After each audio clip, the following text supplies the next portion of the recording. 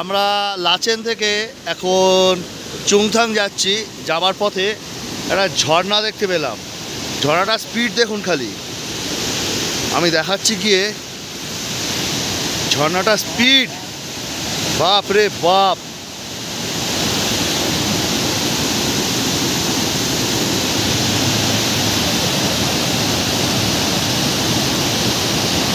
আর জলের কালারটাও তেমনি।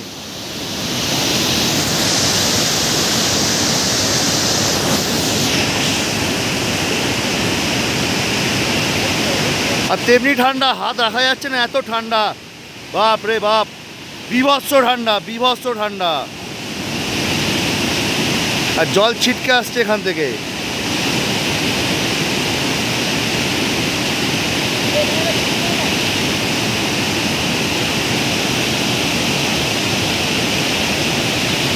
স্পিড দেখুন খালি ঝর্ণাটার।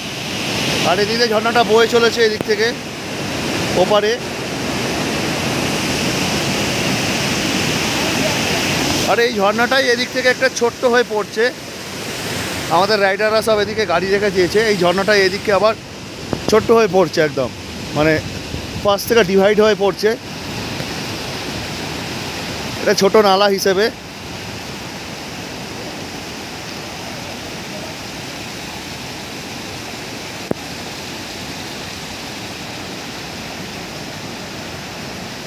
বলার মতো নয় আর।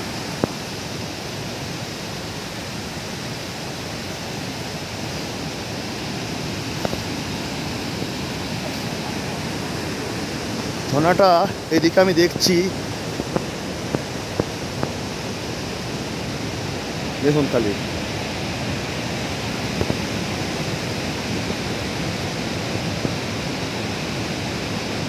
কি স্পিডে যাচ্ছে ঝর্ণাটা।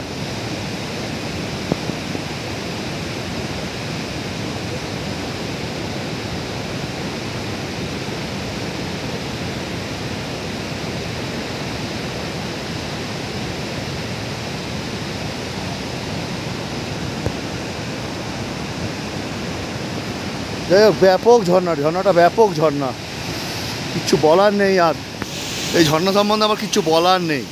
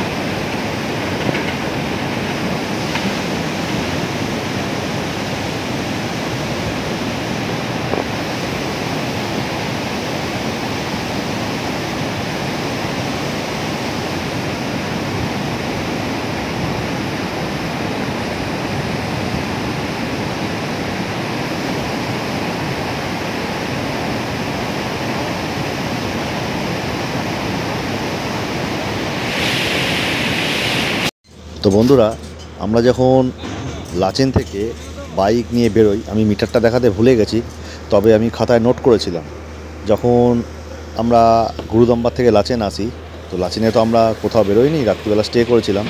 তো মিটার রিডিংয়ে আমার যেটা এসেছিলো সেটা হচ্ছে 1646, 1646, 1646 ছিল। এরপর আমরা গ্যাংটকে গিয়ে দেখব মিটার কতটা হয়েছে। আমাদের হোটেল মালিক বলল যে তুংনাগা হয়ে যে রাস্তাটা লাচেনের দিকে আসছে, অর্থাৎ নর্থ সিকিমের দিকে আসছে চুংথাং, সেই রাস্তা দিয়ে ব্যাক করা যাবে না। একটা অন্য রাস্তা ওয়ান ওয়ে করেছে ব্যাক করার জন্য। আর দেখুন খালি অ্যাক্সিডেন্ট হয়েছে না কি পড়ে আছে জানি না। আর বিগত 9 মাস 10 মাস ধরে যে ডিজাস্টার হয়েছে, অতিরিক্ত বৃষ্টির ফলে পাহাড় ধসে গেছে, পাহাড় ভেঙে গেছে, ঘর বাড়ি যে কত যে বয়ে চলে গেছে জলের সাথে তার কোনো ঠিকানা নেই। আর তো পাহাড়ের যা ল্যান্ডস্লাইড হয়েছে দেখে তো ভয় লাগছে। রাত্রিবেলা এসছি আগের দিনকে, বুঝতে পারিনি। এখন যখন সকালবেলা সূর্যের আলো দেখছি প্রকৃতির দৃশ্য দেখে তো গা শিউরে উঠছে, তো ভয়ঙ্কর অবস্থা। তো আমরা অনেকক্ষণই দাঁড়িয়ে আছি, যতক্ষণ না রাস্তা পরিষ্কার আমরা তো কিছু করতে পারি না। আর এখানে পাথরগুলো যে পড়েছে বড়, এগুলো ভেঙে দিচ্ছে, ভেঙে এগুলো হয়তো গাড়ি করে নিয়ে যাবে অন্য কোনো রাস্তা নির্মাণের কাজে হয়তো লাগবে। আমি একবার কন্ডিশানটা দেখাবো আপনাদের, খালি দেখবেন একটু পরে যে কি ভয়াবহ অবস্থা হয়ে আছে রাস্তায়। যাই হোক, হোটেল মালিক বলল বাইপাস হয়ে যেতে, আমরা সেটা দিয়ে যাবো। আর দেখুন, খালি দেখুন পাহাড়টা কোথা থেকে ধসে নেমে গেছে, আর বাড়িগুলো কী অবস্থায়, ভয়ানক অবস্থায় ঝুলছে, কল্পনা করতে পারবেন না। যদি সম্মুখীন আপনারা হতেন তাহলে বুঝতে পারতেন যে এখানকার মানুষরা কি ভয়াবহ অবস্থায় আছে। জানি না এরকম জিনিস কবে থামবে, সব সুস্থ অবস্থায় ফিরবে। দেখুন বাড়িটার অবস্থা দেখুন, খালি অর্ধেক মাটিতে অর্ধেক ঝুলন্ত অবস্থায়। আমরা এখন একটা জায়গায় এসে দাঁড়িয়েছি, আমরা লাচেন থেকে ফিরছি গ্যাংটক। রাস্তাটা ওই ওপর দিয়ে বেরিয়ে যাচ্ছে, তো একটা জায়গায় দাঁড়িয়েছি, এখান থেকে কাটাও পাহাড়টা দেখা যাচ্ছে। খালি দেখুন, পুরোটা আসছে না, আমরা আসার সময় ওপর থেকে ওই দিকের বাদবাকি রেঞ্জটা দেখেছি, কিন্তু এখানে এখন পুরোটা দেখা যাচ্ছে না। আর এখানে এটা পাওয়ার প্ল্যান্ট, এটা হচ্ছে পাওয়ার প্ল্যান্ট, এখানে বিদ্যুৎ তৈরি হয়। আর এখান থেকে ভিউটা দেখুন, খালি তিস্তা নদী। ও কি বলবো, ভিউটা বলার মতো না। এগুলো একমাত্র বাইক নিয়ে এলেই একমাত্র সম্ভব। আর আমি জুম আউট করে দেখাচ্ছি, এই যে এই রাস্তাটা দেখছেন, এই যে রাস্তাটা যে দেখছেন, এই রাস্তাটা যাচ্ছে নাগাতুং চেকপোস্ট, ঠিক আছে?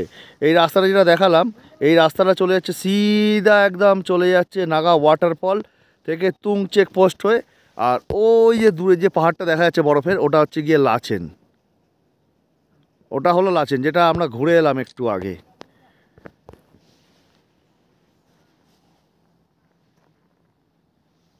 কি অসাধারণ দৃশ্য, মানে বলার মতো নয়। ওফ, ফ্যান্টাস্টিক। আর এদিকে নিচের গ্রামগুলো যা সুন্দর দেখা যাচ্ছে, মানে কি বলবো, এক টুকরো, সত্যি কথা বলতে স্বর্গ। এটা হলো এক টুকরো স্বর্গ। এখানে যারা মানুষ বসবাস করে তারা সত্যি স্বর্গে বসবাস করে না, আমরা তো নরকে বসবাস করি না। শহরাঞ্চলে, মফস্বলাঞ্চলে এত গাড়ি ঘোড়া, পলিউশন, মানে যা তা অবস্থা। এরা পুরো একদম স্বর্গে বসবাস করে। দেখুন খালি কী অবস্থা। যখন স্নোফল হয় তখন এইসব পাহাড়গুলো পুরো বরফ ভর্তি হয়ে যায়। যাই হোক, কিছু বলার নেই, জাস্ট এইটুকুনি খালি বলবো, স্বর্গ। আর কয়েক মুহূর্তের জন্য এসছি আমি এই স্বর্গে, ভিজিট করতে এসছি। ভিজিট হয়ে যাবে, আবার চলে যাব নিজস্ব সেই নরকে।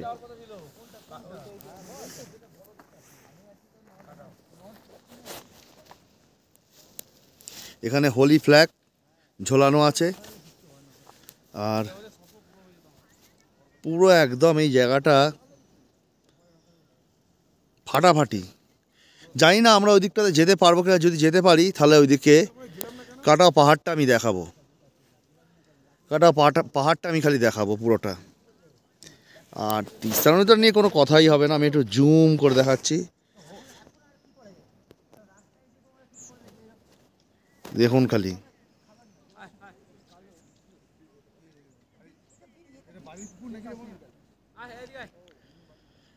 দেখুন খালি।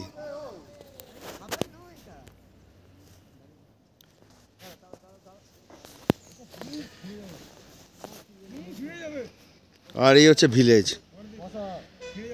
যাই হোক, চলো দেখা হচ্ছে আবার পরে।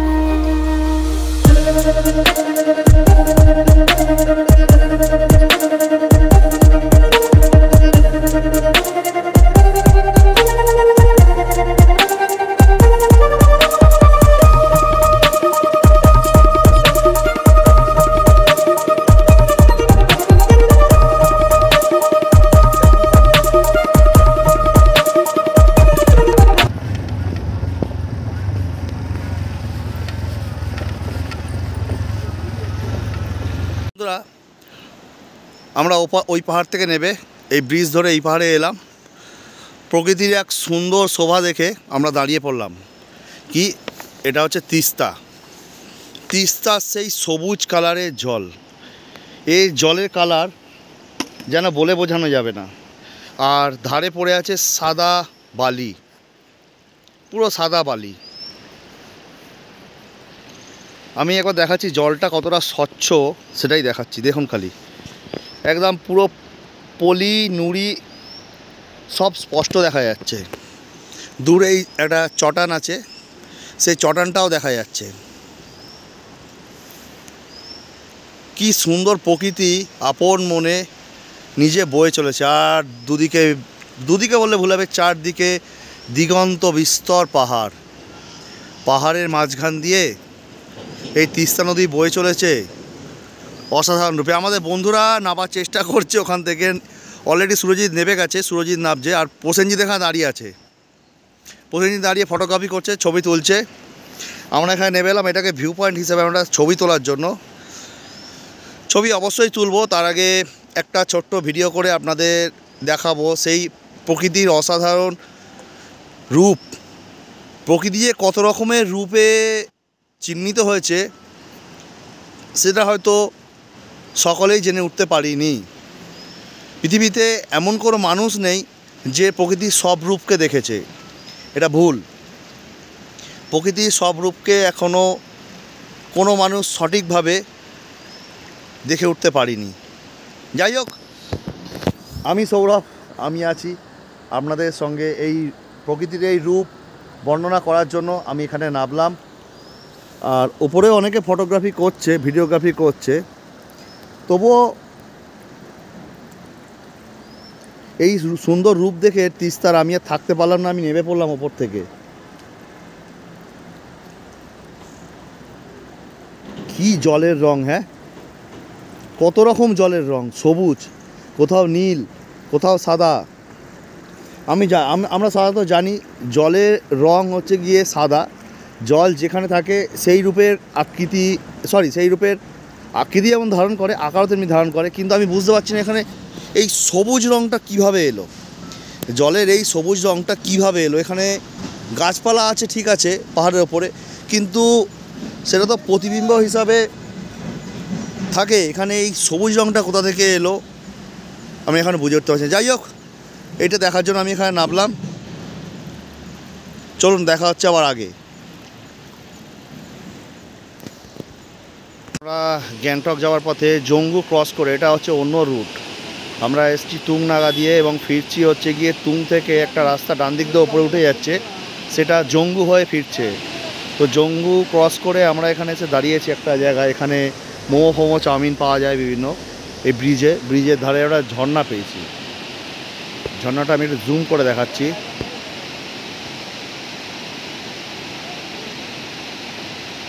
ঝর্ণার তেমনি সাউন্ড।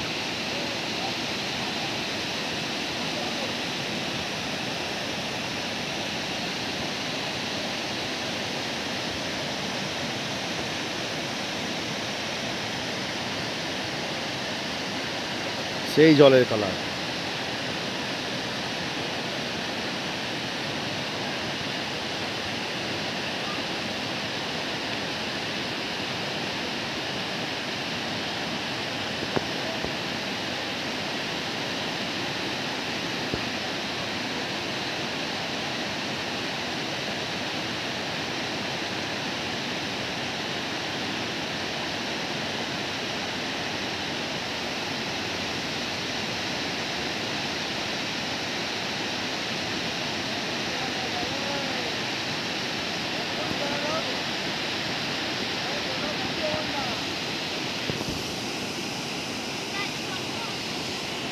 আচ্ছা, এখানে এই যে যারা দিদিরা আছে জিনিসপত্র বিক্রি করছে, এদের থেকে জানতে পারলাম জায়গাটার নাম হচ্ছে মানিচু খোলা। এই দিদিদের থেকে জানলাম জায়গাটার নাম হচ্ছে মানিচু খোলা। আর এইদিকে পাহাড়গুলো, এটা অসাধারণ বিউটি। আর সঙ্গে আমাদের একটা বন্ধু এসছে ফরচুনার নিয়ে। দুর্দান্ত জায়গাটা, দুর্দান্ত, মানে ধারণার বাইরে। অসাধারণ অসাধারণ। ও ফাটাফাটি জায়গা।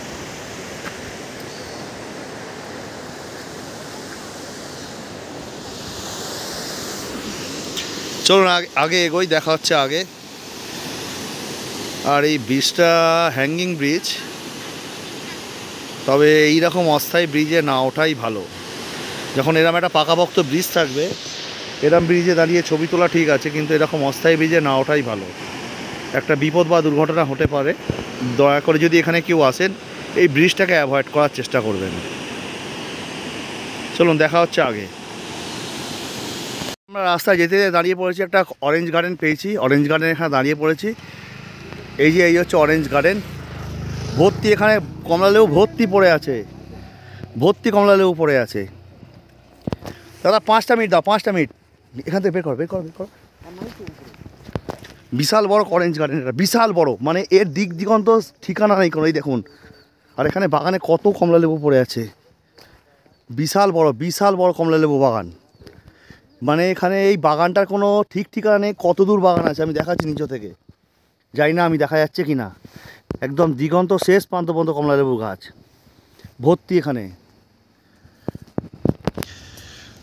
ভর্তি কমলালেবু। এখানে কমলালেবু শেষ নেই এখানে।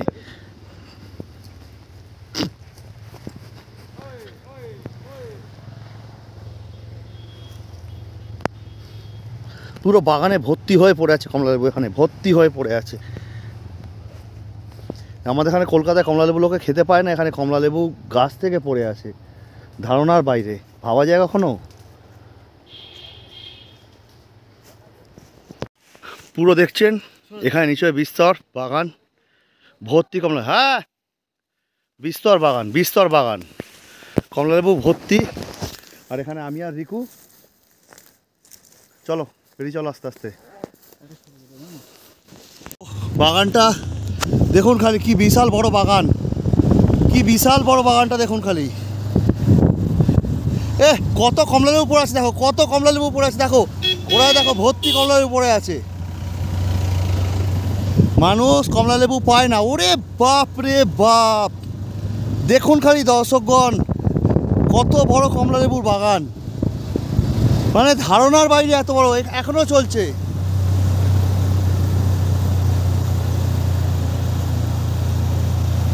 ভাবতে পারছেন কত বড় কমলালেবুর বাগান? বাপ রে বাপ, আমাদের ভাই প্রথম এত বড় কমলালেবুর বাগান।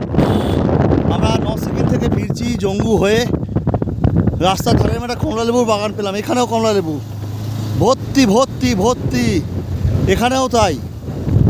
মানে কিচ্ছু বলার নেই। আমরা দাঁড়িয়ে ফটোশ্যুট করলাম কমলালেবু বাগানে, একটা জনপ্রাণী পর্যন্ত নেই। কত কমলালেবু পড়ে এরমভাবে নষ্ট হচ্ছে, মানে আপনাদের বলে বোঝাতে পারবো না। আমাদের কলকাতা তথা সারা ওয়েস্ট বেঙ্গলের বিভিন্ন জায়গাগুলোতে সিজনে কমলালেবুর দাম কত বেশি হয়। কি সুরজিৎ, তাই তো? তো সুরজিৎ কিছু বলবে বোধহয়। সুরজিৎ তুমি কিছু বলবে? কমলালেবু এইভাবে যে এখানে, মানে আমরা ফার্স্ট টাইম দেখছি এত কমলালেবু একসাথে, মানে সত্যি অবাক লাগছে। আমি আজ অবধি এরকমভাবে এই সিকিমে বলুন, দার্জিলিং বলুন, পেলিং বলুন, অনেক জায়গায় ঘুরেছি, কিন্তু এইরকম এত কমলালেবুর বাগান আমি দেখিনি এর আগে। সত্যি মানে অদ্ভুত লাগছে। আর কত কমলালেবু ওয়েস্টেজ হচ্ছে, আর পাহাড়ে দেওয়ার মতো একটা লোকও নেই। এদিকে ওয়েস্ট বেঙ্গলে আমাদের কমলালেবু অন সিজনে কত দাম। যাক, এইটুকুই বলার। তবে আপনারা আসবেন, জায়গাটা খুব ভালো, দারুণ লাগলো আমার, আপনারা অবশ্যই আসবেন। তো যাই হোক, সুরজিতের কথাটা আপনারা সবাই শুনলেন। তো অনেকেই দেখেছেন সুরজিতের সাথে আমার অনেক ট্যুর হয়, কারণ সুরজিৎ বলতে গেলে আমার এক ফ্রেন্ড, কাম কাজিন, কাম ব্রাদার, ঠিক আছে? ফ্রেন্ড যাই বলবেন না কেন, আমরা আপনার পার্টনারশিপে করি। পার্টনারশিপ বলতে এখানে কোনো ভেঞ্চার বা ব্যবসার ব্যাপার নয়। আমরা দুজনেই ট্যুর করি এবং মানুষকে নিয়ে ট্যুর করাই, যারা চিপেস্টে ট্যুর করতে ভালোবাসে তাদের জন্য। তো যাই হোক, এইটুকুনি বলার। খালি দেখলেন তো কত কমলালেবু এখানে গাছে গোড়ায় পড়ে নষ্ট হচ্ছে। এদিকে অন্যান্য জায়গায় কমলালেবুর কত দাম, এটুকুনি বলার। চলুন দেখা হচ্ছে আরও আগে। আমার ব্যাগে এই কটা লেবু ছিল, এই কটা বের করেছি। এরপর আছে রিকুর ব্যাগে আছে, আর প্রসেনজিৎদার ব্যাগে আছে। এই কটা আমি পেয়েছি, মানে আমি পেরেছি আর কি, এই কটা আমি বের করেছি, ঠিক আছে? এই কটা আমি বের করতে পেরেছি, আমার ব্যাগে ছিল। বাদ বাকি রিকুর কাছে আছে এবং প্রসেনজিতের কাছে, ওইগুলো পরে দিচ্ছি। Good morning. কালকে আমরা গ্যাংটক পৌঁছেছি, ঠিক আছে। আমরা লাচুং থেকে একটা অন্য রুটে আমরা গ্যাংটক পৌঁছেছি। এই হচ্ছে আমাদের হোটেল তাসি নরলিং, টিবেট রোডের ওপরেই, সামনে গেলে ইমেল। তো যাই হোক, যেটা কথা হচ্ছে গিয়ে আমি এবার আপনাদের ভিডিওতে দেবো যে নর্থ সিকিম থেকে ভায়া তুং চেকপোস্ট যেটা আছে সেটা থেকে একটা অফ রুট করে, যেটা ওয়ান ওয়ে রোড করে আমাদের গ্যাংটক নিয়ে আসছে, সেই গ্যাংটক আসার রাস্তার ডিস্টেন্সটা কতটা আমি টোটাল ক্যালকুলেশান করে বলবো। আর মাঝখানে তো আপনারা ভিডিও পেয়েই গেছেন, কোথায় কোথায় দাঁড়িয়েছি, কী কী সাইট সিন পেয়েছি, ওয়াটার ফলস, অনেক কিছু। তো যাই হোক, আমি আপনাদের ভিডিওর মাধ্যমে জানিয়ে দিলাম যে নর্থ সিকিম অর্থাৎ লাচেন থেকে শুরু করে গ্যাংটক থেকে যে নতুন রুটটা আছে, বাইপাস রুট ওয়ান ওয়ে, সেই রুটটা দিয়ে আসতে গেলে কতক্ষণ সময় লাগে। সময়টা ডিপেন্ড করে গাড়ি রাইডিংয়ের ওপর, কে কীরকমভাবে রাইড করছে তার উপর ডিপেন্ড করে। আর কিলোমিটারটা আমি অবশ্যই জানিয়ে দেবো, অ্যাপ্রক্স টাইমিংটাও আমি জানিয়ে দেবো কতটা লাগতে পারে, সেই বুঝে আপনারা ডিপেন্ড করে আপনারা রাইড করবেন। একটা তো করা সম্ভব নয়। তো যাই হোক, আপনাদের আমি জানিয়ে দেবো মোট কত কিলোমিটার রাস্তা পড়লো আমাদের নর্থ সিকিম অর্থাৎ লাচেন থেকে শুরু করে এখান পর্যন্ত, গ্যাংটক পর্যন্ত। ঠিক আছে, চলুন আমি এবার জানিয়ে দিই।